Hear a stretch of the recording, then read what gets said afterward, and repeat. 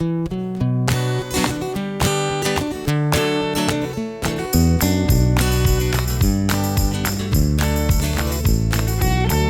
the Underpowered Hour.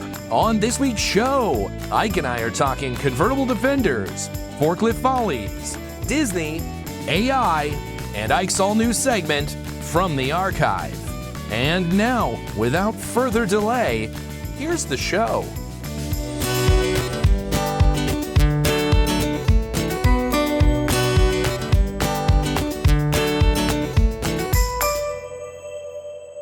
Welcome to the Underpowered Hour. I'm Steve Barris, mild-mannered television executive by day and Land Rover collector by night. You can find out more about our cars and what we're working on at thebarriscollection.com or follow us on Instagram at thebarriscollection. I'm joined, as always, by my good friend, Ike Goss. Thank you to everyone joining us today. I'm the overly complex throttle linkage to Steven's fly-by-wire. I'm the sloppy pedal of podcasting, Ike Goss. I own and operate Pangolin 4x4 in Springfield, Oregon, where we live and breathe Land Rovers. Check us out online on Facebook, Instagram at Pangolin 4x4. Let's get started. All right, Ike. Well, this week in the news, Land Rover announced its quarterly profits, and surprisingly, they're up. Incredible turnaround. Yeah. I think the chip shortage has eased. Yeah, it sounds like it. The chips have finally rolled down to JLR so that they can start making some cars again. They are making cars, and not only are they making cars, they're making money. Profit, revenue, and free cash flow all up to the tune of 49%. I don't know which of those figures 49% represents, but it sounds good. Yeah, that sounds great. I mean, considering it's been like money losing for quite a while, to start seeing last 50 years, maybe. Well, Land Rover has always lost money, but JLR is that's where things are gonna take. Those guys are gonna make money. That's for sure. Maybe that's what it is. It's a clever accounting gimmick where JLR is now making a massive profit, but Land Rover is not. They saddled Land Rover with all that debt. Land Rover and Jaguar are just. I mean, it's not the first time, right? That's what Leland did. They were like, we're going to funnel all your profits into these other cars, which are failing for different reasons. Yeah. Everybody needs a Wosley, right? We want to save them. Man, the Wosley is the best. And Alvis? Everybody wants an Alvis. These are also all Harry Potter characters, I'm pretty sure. That's I think that's how they named all the Harry Potter characters. Carburetum expirum. Oh, look at that. I've been doing all of this AI research lately for tell me about that. Project I'm doing at work, and amongst having it generate different kinds of Land Rovers, which is maybe not entirely work related, but fun to do nonetheless.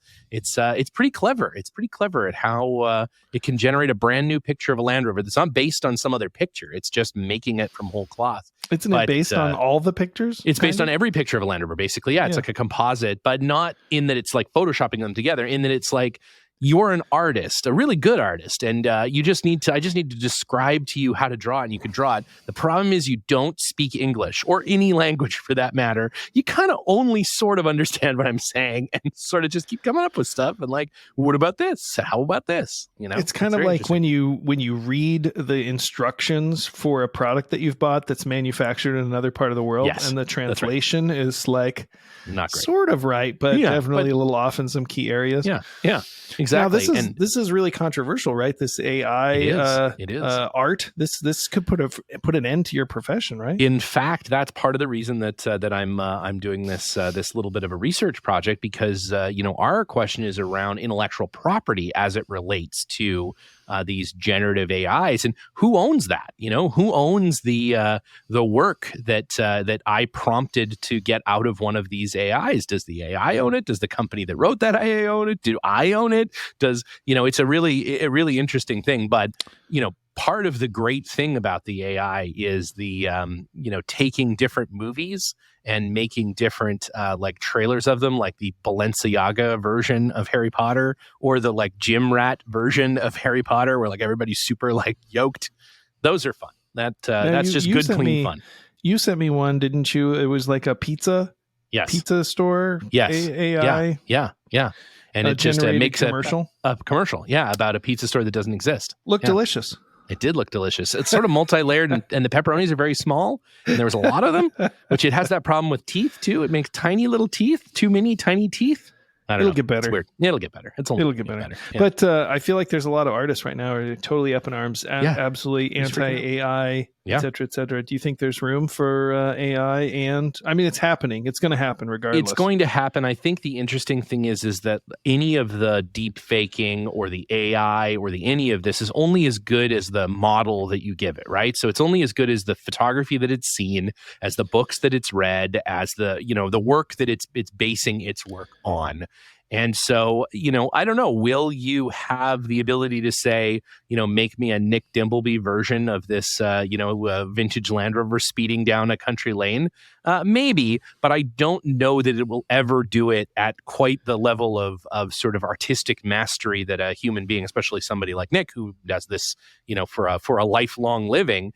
I don't know. I don't know that it'll get there, but it'll get really, really close. I had read an article about somebody who entered an AI piece of art into an art competition and won. They won the competition with this AI generated art, and people were furious about it. But I think it's interesting. That says a lot about the judges too, right? Yeah, it's true. No, it's an interesting subject, and I think it'll get more people. It'll create like desktop publishing, because I think back in the 80s, mid 80s, when desktop publishing first came out, printers were thinking, well, that's it. We're going to go out of business because everybody's going to be able to make this stuff at home and then print it out on their home printer, and that'll be it. We'll never work again. And obviously, we know now that wasn't the case, right? Sure, there is a certain amount of desktop publishing, web publishing that happened, but have you been paying attention to the magazine industry? Oh wait, never mind. Oh shit! Wait a second. Oh no. Print is print's fine, right? Print's doing just fine. Is that Have you seen a newspaper recently? Oh no, I don't think those exist anymore. Did you read the news about Vice Media this week? Yeah, it might be time then to start working on your AI prompts. Maybe those who control the AI, who know how to prompt it correctly, will be the new artists, I guess. A friend of mine got fired from his job with an AI generated termination notice. Oh yeah, that's tough. Yeah, I know some folks who've certainly done that in all manners of communication, be it rejecting Tinder dates, or firing people, or writing recommendation letters for promotions and things. Man, it does such a good job of that. It just sounds so business speaky. It's pretty good for that. Yeah, it's pretty good for that. All those things that you don't want to write, you can have a robot write it now. Yeah, exactly. Pretty soon, it's going to be writing all the legalese that you agree to in a product, and it's going to be like it's going to be like, I welcome our robot overlords, just buried just in there somewhere. There somewhere. Yeah. The funny thing is, I read an article in this researching that there are doctors who are writing prescription justifications with a generative AI like ChatGPT or something, and then they have a software on the insurance company side that is using AI to read those notes, because there's too many of them that come in, so they use AI to read them. So the doctor is using AI to write a thing so that AI can read a thing to tell the insurance company. So I feel like that's been happening for a while. We just have computers interacting with computers. So like an example would be, people who watch other people play video games. Yes. Right. On the internet. Mm-hmm. And then there's like a lot of these programs that allow you to cheat. It basically plays the video game for you. Right. So you have a computer playing a computer game. Right. And people are watching the computer play the computer game and cheating. On the computer. On the computer. Yeah, on the computer. Yeah, you're right. It's books on tape, back on books again, then back on tape again. So yeah, it's good. It's all good. Nothing wrong there. It's going to be fine. It's going to be just fine. Going to be just fine. Speaking of going to be just fine, finally, and I know you've been hotly anticipating this vehicle finally hitting the market, as I know you're a big fan of the Heritage Land Rover customizers and their big wheels with hundreds of tiny holes, as if AI generated those wheels. They kind of, to be fair, they kind of look like wolf wheels. I mean, they have that element of wolf wheelness to them. They do have a wolf wheeliness. Yeah, they are a little bit smaller than wolf wheels, and there's a few more of them. But it's smaller? like you described. Oh, the holes are smaller. Yeah, the smalls and lots of little holes. It's like you told an AI to make a wolf wheel, and it just made too many small holes, just like teeth. But Heritage has come out with the first actual real life running, not a computer generated model, convertible Land Rover Defender 90, a new one, not an old one, but a brand new one. So I don't know how they've gotten all those curtain airbags and things that are all tucked away in the ceiling out of it, but they've done it, and it's pretty cool looking. It's kind of neat, It reminds me of the G-Wagon Cabrio, at least the top does. You know how there's like very little usable space in the back because it's got like a fastback sort of look to it. Yep. And it sort of probably has that same sort of clientele, people who want a glorified scooter to drive around in with the top down. Yeah. I would suggest just buy a scooter. They're fantastic. But you could also buy a convertible new Defender 90. It would be, I don't know. If it was more like a cheaper Bronco where the sides came off or instead of, because one of the things about driving an open top vehicle that's really nice is you get the airflow, right? Yeah. But the bad thing is you get sunburn. It's a lot of sun. Oh, man. You get sunburn. So much sun. Like there's not really an option in this car to not do that, right? Yeah, like, that's right. Yeah. With a traditional Land Rover, you have the sun covering of the top and you can roll the sides up for the airflow. It's like the best of both worlds. Absolutely. And you can even do a top just over the driver and passenger. You got top options galore. Yeah. This is sort of obviously a kind of a baked in thing. Yeah, I wonder if it wouldn't be more popular with a Bronco style top. I mean, that even seems like something that Land Rover could even make, like a hard removable roof like the Bronco or the Jeeps do. Mm-hmm. Yeah, I feel like the Bronco one just doesn't look great. Like it feels like it's too many little Lego pieces all sort of stuck together. The Jeep top feels more like a single conducive piece. Versus the Broncos. But, I mean, they both look silly sort of once you've taken the roofs off because the B and C pillars are still there and they're still structural. They don't look like a roll cage. They look like stamped, they look like you've taken the body panels off of a car. They've kind of lost a little bit of that neat, sort of Jeep take the roof off or Bronco take the roof off kind of thing. Now this one, it has a panel that kind of bisects the window. Yeah. Where the roll bar is, assumably so it won't chafe against the roll bar. Right. That looks very much like a Jeep TJ. That same element is on a Jeep TJ. So it kind of looks like if you just glance at this photo, a Jeep TJ soft top, just plopped onto a new Defender. That's the visual, which sounds horrible, but it doesn't really look. It's actually not that bad, and it also reminds me of like a little Geo Tracker or something like one of those really mini cars with their little flip back roofs. Kind of has like a giant sized version of that sort of as well. I like it. I mean, I would say when the top is flaccid, it is not as good looking. No, for sure. But when the top is erect, it's Well, you can't. I mean, you can never go wrong with a nice erect top. That's for sure. I think that's the old adage. Now the color of the interior on this particular car, is best described as basketball. Basketball. It's kind of basketball, like a tannish orange. They also have it in like saddle, like old saddle. They've got a several different interiors that you can sort of choose from. I guess this is like the 70s Knicks interior. Yeah, that's exactly right. Exactly right.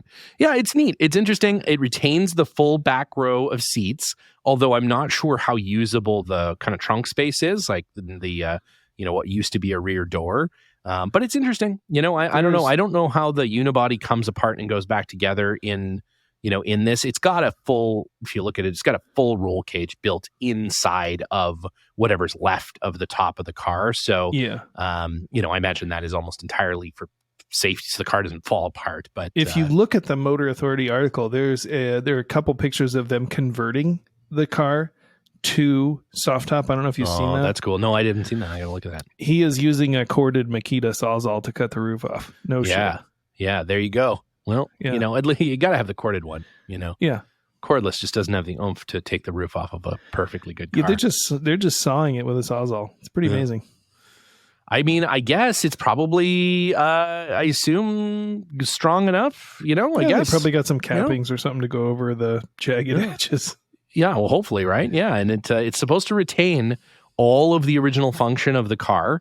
I don't know if that includes the leaking roof. I don't know if this roof also leaks, but they may not have been able to retain that function.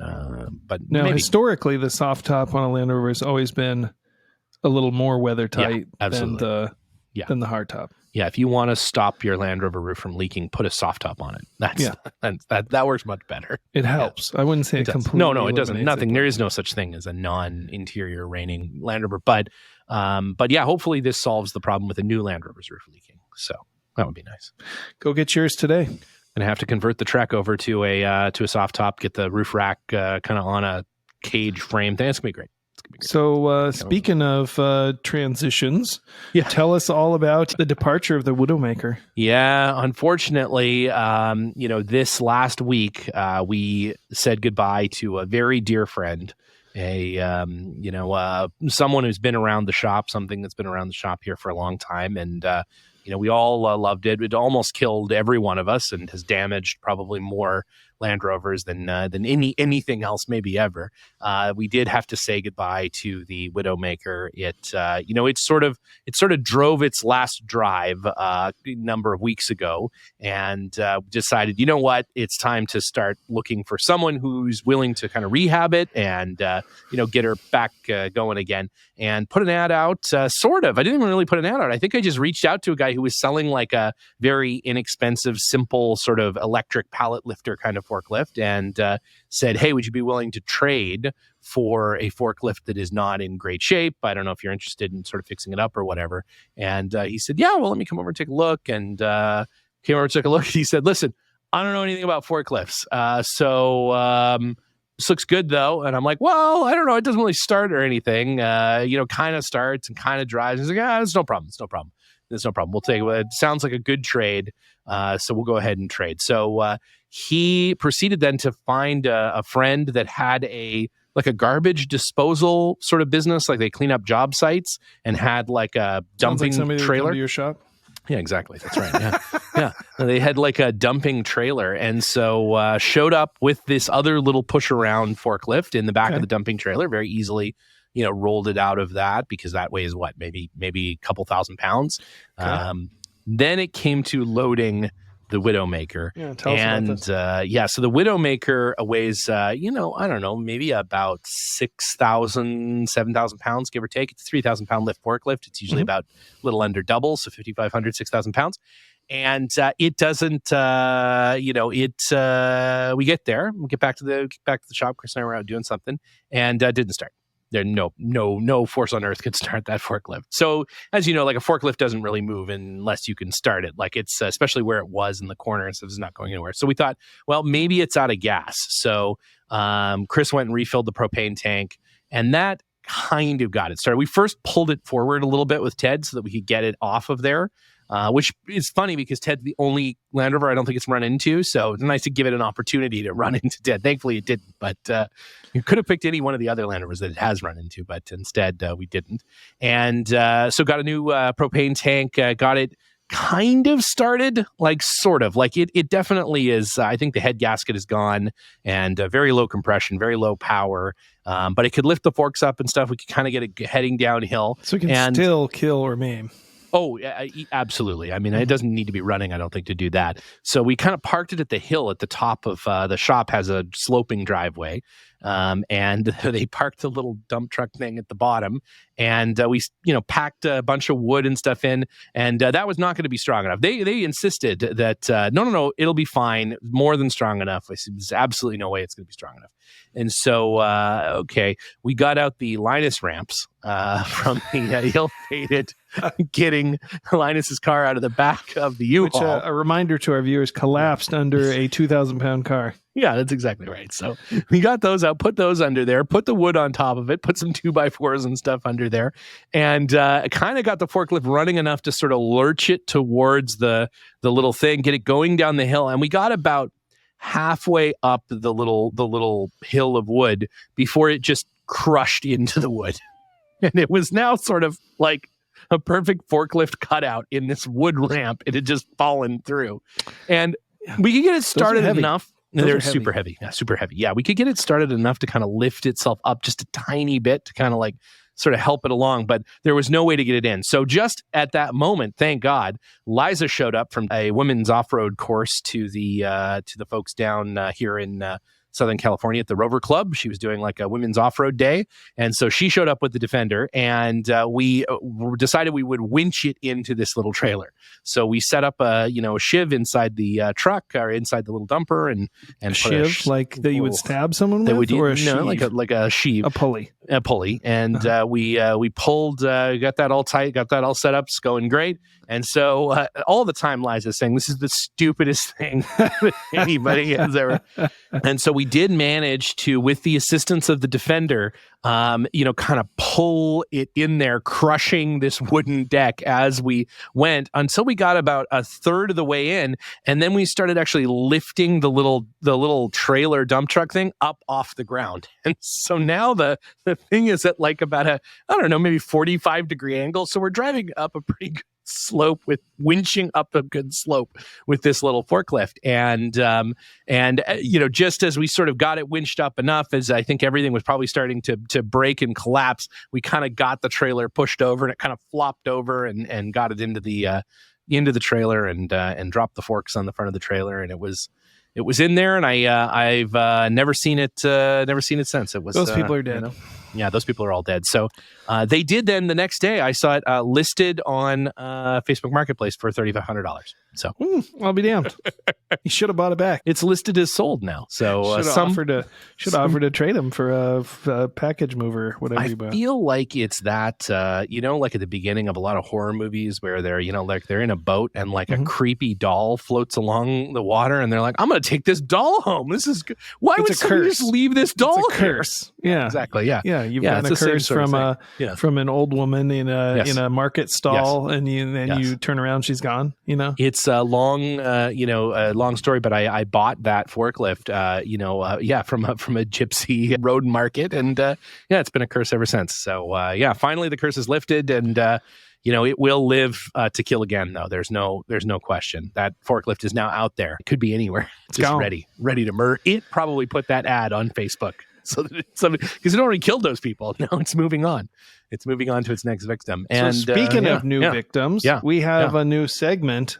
Oh yes, called From the Archive. It is a new segment. This is basically bullshit that I find while I'm researching other Land Rover projects, and so kind of wanted to do a follow up. Yeah. On a couple things that we had talked about in previous episodes. For those of you that didn't or don't listen to other episodes of the show, for all of you who don't, let's be honest. Let's be honest.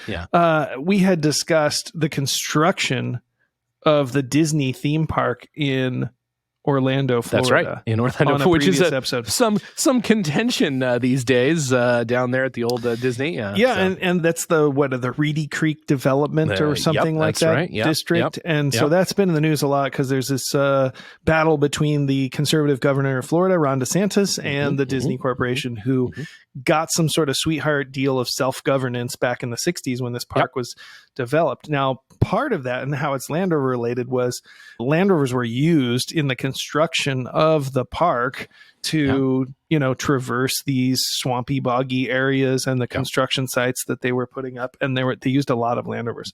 And so we were always kind of curious, like, why didn't they use internationals or something more domestic to do all that stuff? Well, we found the answer.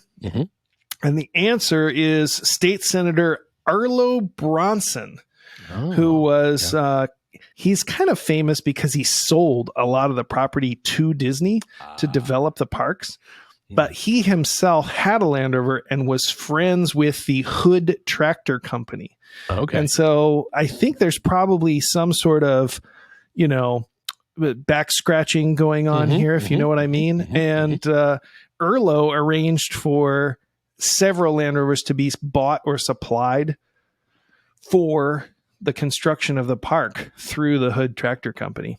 And so we found this article, and it basically talks about Arlo Bronson driving around.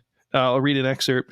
Leading the party will be State Senator Arlo Bronson, who arranged for the use of the cars through the CM Hood Jr. Tractor Company of Orlando. 2 of the vehicles will be 10-passenger sedans of a type purchased by Bronson to traverse his Osceola cattle ranch, and the party will leave Tuesday morning, and it will be a test of men and machines. So they basically drove around all these swamps and bogs before Disney was a theme park with Land Rovers, and there's like a bunch of cool pictures. And then they continued to use these vehicles during the construction. They actually have Disney logos on the doors and stuff. Anyway, kind of interesting. And we were always curious, like, why did they use Land Rovers? It's so weird. But this article kind of describes like the relationship between the various people that political malfeasance. It's nothing's changed. And speaking of that, that continued. That was about 1966, 67, I think, that the park was being built. In 1969. The Florida Department of Transportation made a deal with the Land Rover company to purchase 49 Land Rover Series IIA pickup trucks with PTOs for mowing roadsides, which is a terrible idea because they don't have live PTOs, right? Right. And so they bought 49 or 50 of these vehicles to mow Florida roadsides. Why would they do that? I think it's somehow involved with this state senator guy who is friends with the tractor company that sold Land Rovers. It's just so weird that they would like continue to purchase Land Rovers for these purposes that they're not particularly well suited, or they're really the right fit, being it's in Florida. But I wonder, are there any of those DOT Florida Rovers left down there? There's a guy that follows me on Instagram, Mickey Slade, I believe his name is, and he has one that he's fixing up or restoring, and he's done a pretty good job, and it's got the DOT number on the back, and it's still they're all yellow. And at that time, Land Rover didn't sell pickups because this is after the chicken tax. But somehow these vehicles avoided that tax. It was a 25% tax because they imported them probably as some sort of equipment or tractor. And they all were fitted with PTOs, and they all were used to mow roadsides. For how long, I don't know. I can't imagine those PTOs would last very long in continuous duty like that.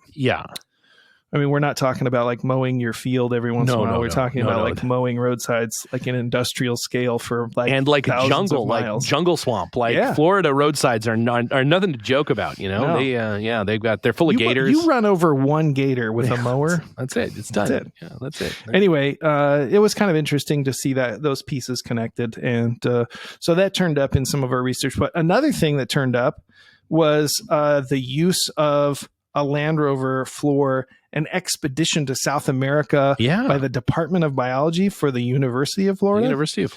And there's a great picture of all these university students in front of this Land Rover, and we'll post it on our Patreon. Or we'll post it on our Instagram. With all these kids who are ready to go to South America with all their snake catching gear. They have their grabbers and their you gotta have the grabber and the hook and the sack and the But one of the interesting parts of the article was this excerpt, and I'll read it.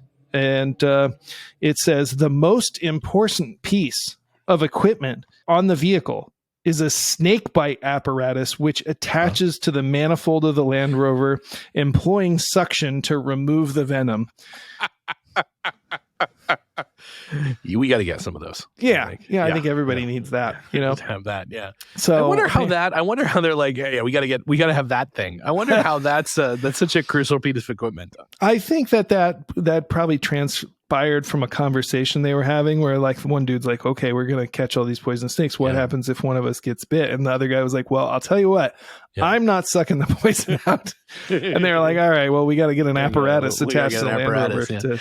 I wonder what that apparatus was originally intended for. I can't imagine it's specifically designed for cow milker. Who knows?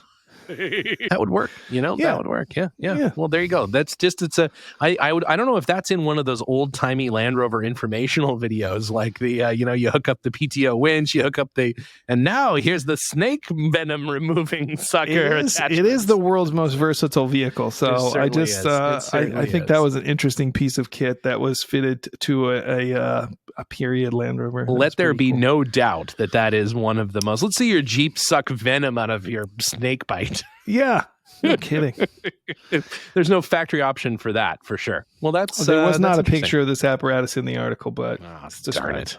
That's all right. I'll describe it to a generative AI and see if they can whip something up for me. Actually, I've got something similar in my car. It was intended for something else, but it works about the same. Yeah, we can rig something up. Yeah, exactly. So that is the inaugural segment of From the Archive. From the Archive. Well, that's a Florida edition. Yeah, crazy Florida Land Rovers.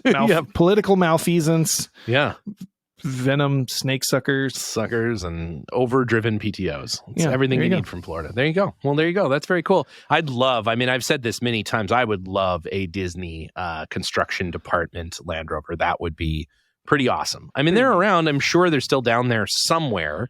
Can't imagine any of those would have rusted away. No, I think they're fine. It's not like there's any alkali sloughs or anything down there in Florida. Yeah, I don't know. I don't know what happened to them, but man, they'd be cool. I would love. There's still a relationship between Disney and Land Rover. Like they used some especially modified Land Rovers for their safari jungle rides, and in a lot of their dioramas for the various parts of the theme park, they still have Land Rovers here and there and everywhere. It's pretty interesting. Possible that those are the Land Rovers they used. It could very well be. Disney tends to eat all of the buffalo when it comes to that stuff. So you never know. They very well may be a theme park attraction, which is too bad. But pretty cool. And it's neat. We'll definitely we'll post up some photos of that gentleman's DOT yellow Florida Land Rover. That's pretty cool. Does he still have the gator mower for it? Or nope. But it does have the PTO, or did have the PTO on it when he got it. He's kind of had to replace the chassis, I think, and maybe the bulkhead. So a lot of it's been rebuilt or replaced, but it's still yellow, or what's left of the yellow, and it still has the DOT numbers on it and stuff. That's super cool.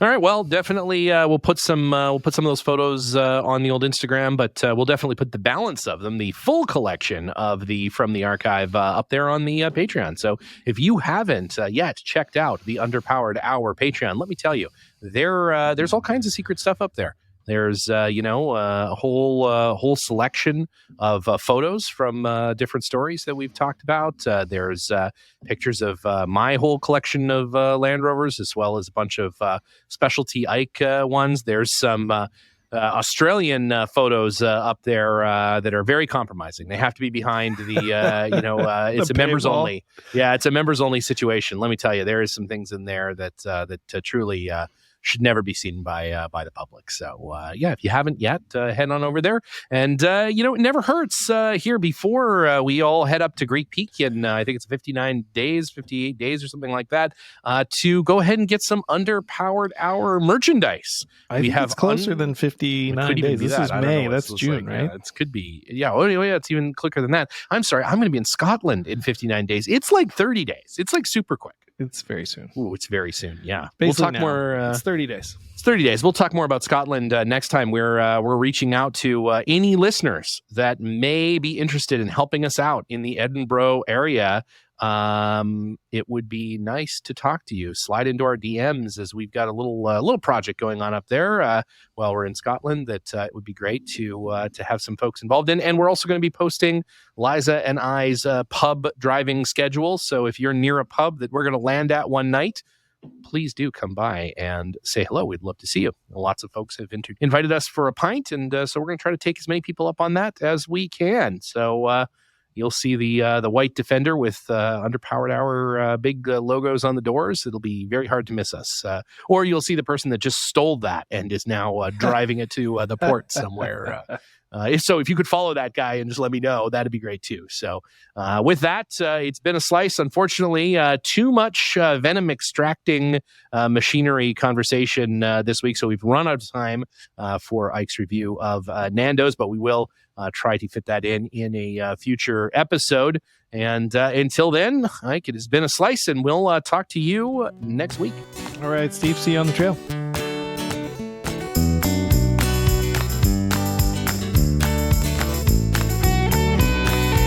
The Underpowered Hour is produced by Liza Barris, Ike Goss, and me, Steve Barris. Pavel Svardov composed and performed our theme music. Consider supporting the show on Patreon, and if you already do, thank you. Your support makes the show possible. For even more, check out our Instagram or Facebook.